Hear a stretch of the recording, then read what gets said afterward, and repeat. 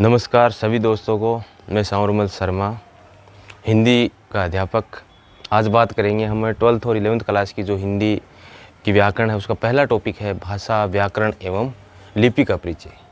तो इसमें हम ये जानेंगे कि भाषा क्या होती है, व्याकरण क्या है और लिपि का क्या महत्व है भाषा में।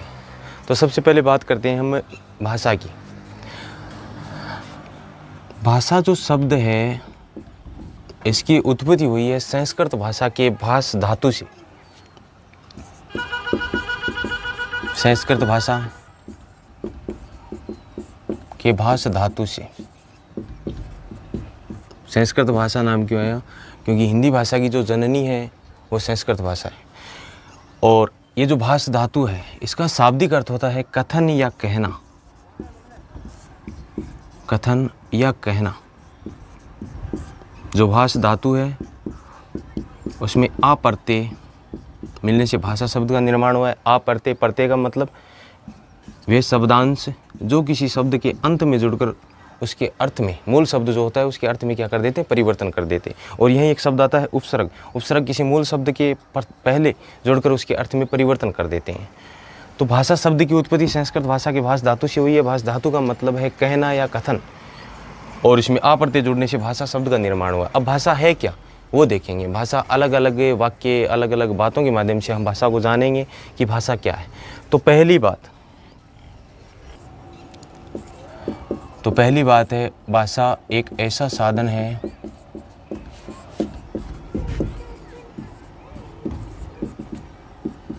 जिसके माध्यम से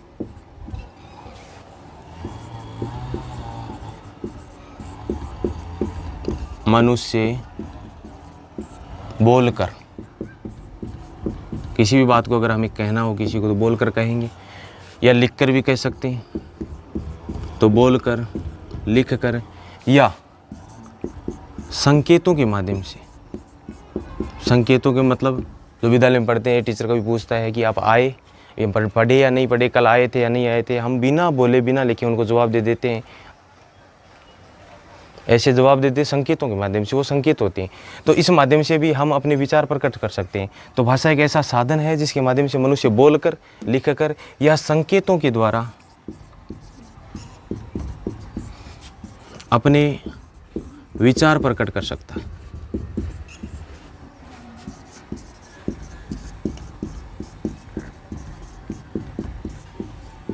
एक डेफिनेशन, परिभाषा जो है वो हो गई कि भाषा की परिभाषा अगर लिखना चाहे तो लिख सकते हैं कि भाषा एक ऐसा साधन है जिसके माध्यम से मनुष्य बोलकर, लिखकर या संकेतों के द्वारा अपने विचार प्रकट कर सकता है।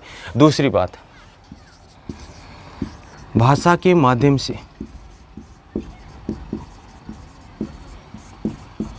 माध्यम से हम अपने भाव एवं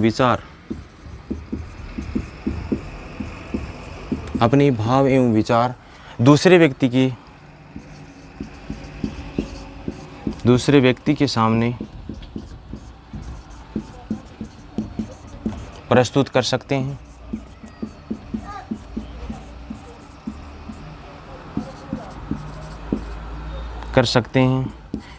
या दूसरे व्यक्ति के जो विचार भाव हैं वो हम जान सकते हैं। अगर भाषा न होती, भाषा का ऐसा माध्यम नहीं होता तो न तो हम अपने विचार किसी को कह सकते थे और न ही हम किसी के विचार ले सकते थे। तीसरी बात, भाषा के माध्यम से ही हमारी जो पुरानी संस्कृति है, पुराने रीति रिवाज हैं, संचित ज्ञान विज्ञान जो है उसकी जानकारी भी हमें भाषा के माध्यम से ही मिली थी। भाषा जो होती है वो एक परिवर्तनशील होती है, बदल सकते हैं भाषा को। और ये जो परिवर्तन होता है वो धीरे धीरे होता है। धीरे धीरे, जैसे एक गांव है, एक गांव से दूसरे गांव में जाएंगे, कुछ दूरी का, कुछ वहाँ का कल्चर, संस्कृति जो है उसके आधार पे भाषा बदलती रहती है। जैसे आपने एक बात सुनी होगी, कहीं लिखी हुई पढ़ी होगी कि कोस कोस पर पानी बदले,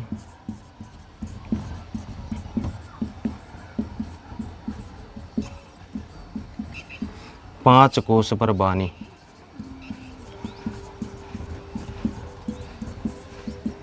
कोस का मतलब 3 किलोमीटर का जो एरिया होता है उसको कोस बोलते हैं। और 3 किलोमीटर को ग्रामीण भाषा में, आम बोलचाल की भाषा, लोकल लैंग्वेज जो है उसमें हम बोल देते हैं उसको कोस।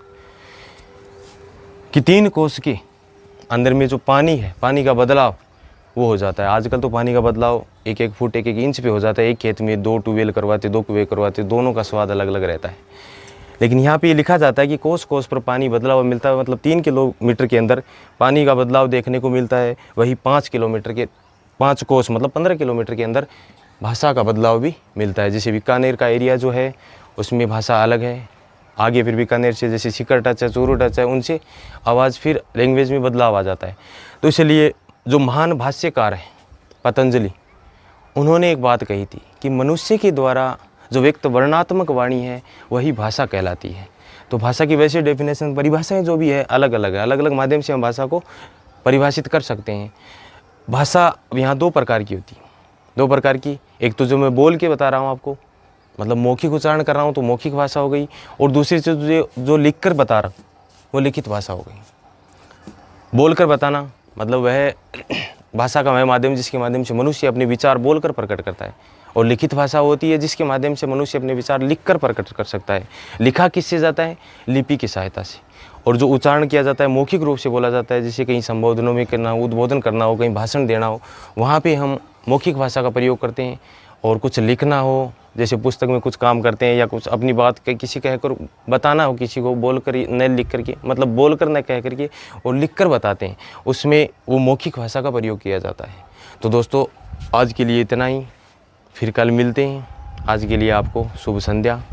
जय हिंद, जय भारत। तो आप